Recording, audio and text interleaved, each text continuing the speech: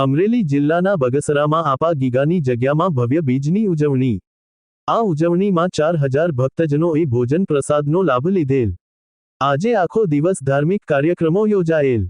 આ જગ્યાના ગાદીપતિ શ્રી જેરામ બાપુની અધ્યક્ષતામાં યોજાયેલ અને તેમ કોઠારી શ્રી હરિ બાપુ દ્વારા જાણકારી આપવામાં આવેલ।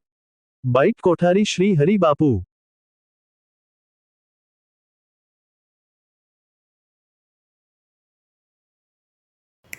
આજ રોજ બગસરા પૂજ્ય આપા ગીગા ગાદી મંદિરમાં અષાઢી બીજનો મહોત્સવ ઉજવણી ભવ્ય રીતે થઈ રહી છે।